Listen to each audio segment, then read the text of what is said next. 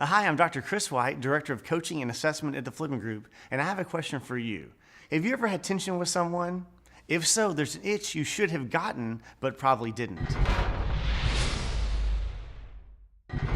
Speaking of itches, I had a small and non-contagious itch the other day from a basically invisible spot of eczema on my arm. It wasn't a horrible itch, so I ignored it.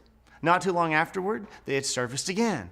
I scratched it momentarily and went back to ignore mode, and of course, a bit later, the cycle repeated itself. It was trying to tell me to do something other than scratch and ignore. And that's a perfect parallel for the topic of this blog. Anytime you have a touchy conversation or tension or misfire with someone, I want you to notice the itch, the feedback itch that is. I want you, and of course me, to get the itch to go get some feedback. I want you to have more muscle memory to solicit some input from someone. There was a misfire, so what could I have done better? I was recently at a dinner meeting with a high-profile business owner who flew to College Station to meet with us. The meeting included 2 people from his organization and 4 people from ours. I had been out of town most of the week and had just gotten back that afternoon, so I was tired and looking forward to a relaxing dinner. I ordered some broccoli cheese soup and a sandwich, saving just enough room for dessert. And just before the food arrived, someone in my group said to the client, or the prospective client, "I know Chris has all the data graphs ready to go over with you tonight." What?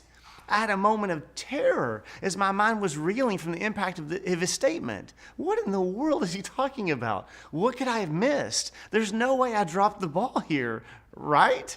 I had some data from a previous meeting, but nothing whatsoever prepared for a presentation that evening.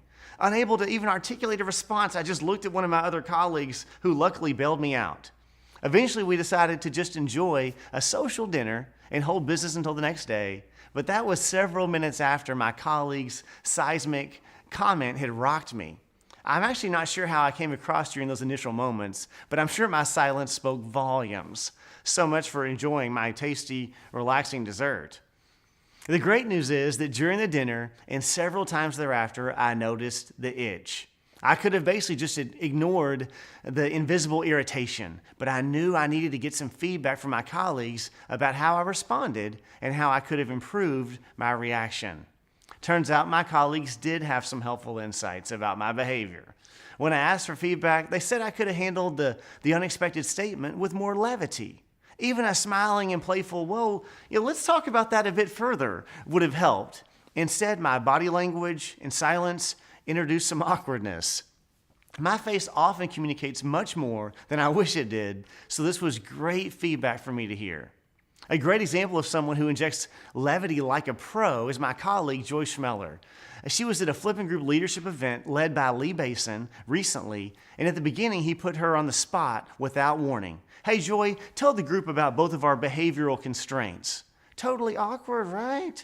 In the midst of processing, she was somehow able to pull together the clever response, "Well, Lee, we just don't have enough time."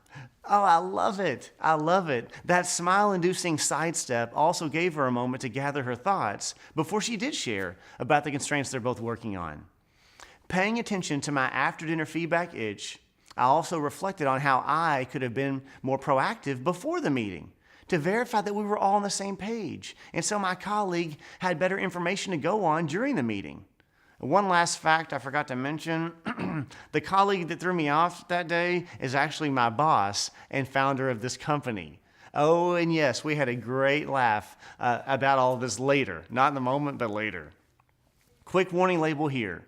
When you pursue feedback, there will likely be side effects. Most people are really bad at giving feedback. So if you expect someone to give you perfect examples couched in a perfect delivery, it's not gonna happen. Don't set yourself up for some magical conversation when it's not likely. Much more often than not, there will be some inaccuracy mixed in with some imperfect delivery. But that doesn't mean we should avoid it. Let's work out the muscle. Let's keep fighting for those valuable but infrequent nuggets. If you're really looking to up your game, here are 2 things you can do today to develop or at least act on the feedback itch. 1, if you've had a recent challenge with someone, choose to get the itch. Decide to ask what you could have handled better. Two, when you get the input, be careful of cross-examining the messenger or being thrown off. Feedback is a gift, so choose your response by accepting the information and then reflecting on it. You don't even have to agree. We often want closure in the moment, and that closure often comes with a cost. The cost being us sounding defensive.